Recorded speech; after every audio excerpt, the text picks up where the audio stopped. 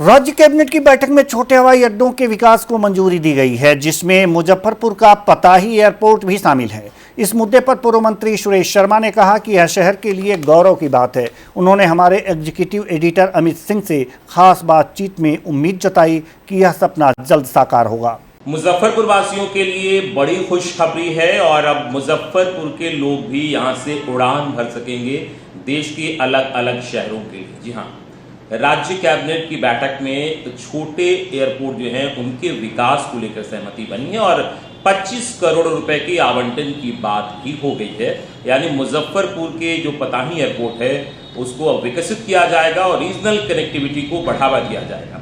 लेकिन जब मुजफ्फरपुर में एयरपोर्ट की बात आती है और एयरपोर्ट के विकास की बात आती है तो यहाँ का एक नाम ऐसा है जिनकी चर्चा जरूर होती है। उन्होंने बड़े ही शिद्दत से इसको लेकर पहल भी की थी, कई बार उन्हें आलोचनाओं को भी झेलना पड़ा, लेकिन आज निश्चित तौर पर उनके लिए भी बड़ी खुशी की बात होगी। हमारे साथ पूर्व मंत्री बिहार सरकार के सुरेश कुमार शर्मा हैं, हम इनसे बातचीत करेंगे। सर, जो मुजफ्फरपुर में एयरपोर्ट की बात को लेकर कैबिनेट में जो डिसीजन हुआ है और बिहार में लगभग 6 जगहों पर छोटे जो एयरपोर्ट हैं उनके विकास की बात की जाती है, मुजफ्फरपुर के संदर्भ में आपके लिए बड़ा मुद्दा रहा है, चुनावी मुद्दा भी रहा है, लोगों ने आरोप आलोचना भी आपको झेलना पड़ा, लेकिन अब कैसा लग रहा है? अब पूछिए उन लोगों से जो लोग हमारे आलोचक थे, उनके मुंह पर अब ताला लग गया। हमने लोगों कहते थे कि एयरपोर्ट चला गया दरभंगा, एम्स चला गया दरभंगा, उनसे पूछिए। बहरहाल ये भारत सरकार की योजना थी। मेरे भाइयों, मैंने पताही एयरपोर्ट पर आदरणीय प्रधानमंत्री नरेंद्र भाई मोदी जी के उठ कर के कान में कहा कि सर पताही एयरपोर्ट को अनाउंस कर दीजिए, और हमारे माननीय आदरणीय नरेंद्र भाई मोदी ने उस मंच से कहा कि यहाँ से भी हवाई जहाज बढ़ा उड़ान भरेंगे, समझे ना। और अब बड़े एयरपोर्ट बनना चाहिए, इसकी भी बात आई। भाई बड़ा एयरपोर्ट भी बन सकता है, लेकिन जमीन तो दीजिए। तो जमीन तो है नहीं वहाँ। हमने शुरू से कहा कि पताही में बड़ा एयरपोर्ट नहीं बन सकता है। छोटे रीजनल कनेक्टिविटी एयरपोर्ट जो पूरे देश में बन रहा है, हर स्टेट में बन रहा है, वह रीजनल कनेक्टिविटी एयरपोर्ट मुजफ्फरपुर में भी बनेगा। और जब हमने एयरपोर्ट पर मिठाई बांटी, जब हमको सिंधिया जी कहे, तो लोगों ने खिल्ली उड़ाया। आज उनके खिल्ली उड़ाने वाले लोग के मुंह पर तमाचा लग रहा है जब एयरपोर्ट विकसित होगा। चलिए, लेकिन बिहार में चुनाव भी है आने वाले कुछ दिनों में और निश्चित तौर पर ये चुनावी मुद्दा मुजफ्फरपुर के लिए रहा है। क्या लग रहा है आने वाले चुनाव में ये कितना असर डालेगा? देखिए, ये सब असर की बात नहीं है। ये तो अंडरस्टूड है कि एयरपोर्ट ही बनेगा। एम्स चला गया, एम्स क्या उससे बड़ा, जिसका आज पेपर में ही आया है कि आदरणीय नरेंद्र भाई Modi Bhabha cancer research centre को उसकी उद्घाटन करेंगे। मेरे भाइयों, सुरेश शर्मा के खिलाफ यही सब सवाल उठता रहता है और सुरेश शर्मा कुछ नहीं बोलते हैं। उठाने वाले उठाए, और लेकिन जो बात सच होता है वो मैं करके दिखलाता हूँ।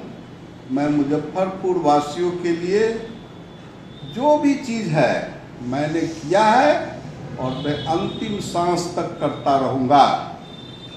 चाहे जितना जिसको खिल्ली उड़ाना हो, जो करना हो वो करते रहे। मैं साफ कहता हूँ, मुझे न मुझे विधायक की चिंता है, न एमपी की चिंता। मुझे चिंता है कि यह शहर एक सुरेश शर्मा को जो सम्मान दिया है, जो 15 में और 10 में बिहार में सबसे वोट से जिताया है, मैं उसका कर्ज मेरे ऊपर है। मैं अंतिम सांस तक उस कर्ज का सधाऊंगा।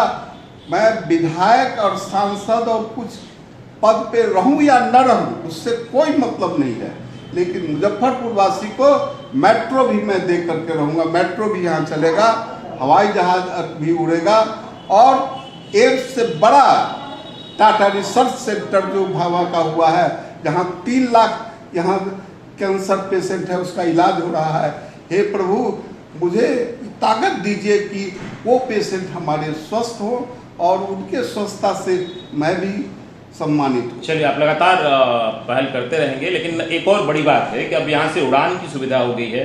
व्यावसायिक दृष्टिकोण से ये बड़ा शहर महत्वपूर्ण है, इसके साथ ही पर्यटन की भी जो संभावना है उसमें भी बढ़ोतरी होगी। कितना इसका फायदा मिलेगा? देखिए, निश्चित तौर से कार्गो लगेगा, लीची का एक्सपोर्ट होगा, यहाँ पर आपको ट्रेनिंग सेंटर की व्यवस्था हो रही है, पायलट बनेंगे, ट्रेनिंग लेंगे। पहले भी ट्रेनिंग यहाँ होता था। यहाँ पर एयर एम्बुलेंस एक आएगा, जिससे कोई मेजर पेशेंट पटना जाना चाहेंगे, दिल्ली जाना चाहेंगे, बॉम्बे जाना चाहेंगे, वो भी यहाँ से उड़ान भर करके अपने परिवार को बचा सकता है। ये सारी सुविधा अगर कोई दे सकता है, उसका नाम है नरेंद्र भाई मोदी, और वही दे रहा है। जो नरेंद्र भाई मोदी है तो हर संभव काम हो सकता है।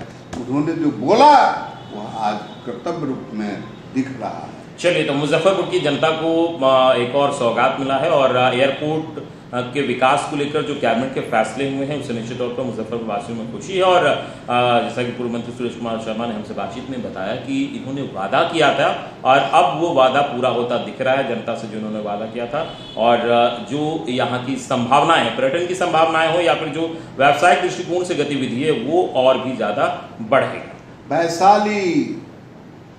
वैशाली बुद्ध की कर्मभूमि और महावीर की जन्मभूमि, वह पताही एयरपोर्ट से ही उसका विकसित होना शुरू होगा। यहीं से पर्यटक आएगा और वैशाली 40 किलोमीटर जा करके वहाँ राजा विशाल का जो नगरी था, जो आज पर्यटन स्थल के रूप में वहाँ पर बुद्ध का अस्थि कलश भी लगाया जा रहा है। यह उत्तर बिहार और वैशाली के लिए, मुजफ्फरपुर के लिए जनक जननी माँ सीता का यह गेटवे है। वह भी दरबार सजेगा, माँ सीता का भी बन रहा है भव्य मंदिर। ये सारे चीज़ के लिए यह एयरपोर्ट सबके काम के लिए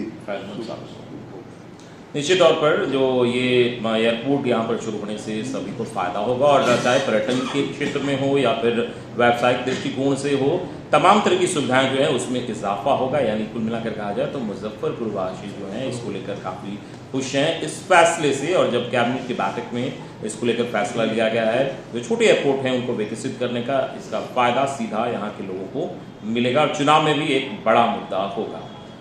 मुजफ्फरपुर से रफ्तार न्यूज़ के लिए अमित सिंह।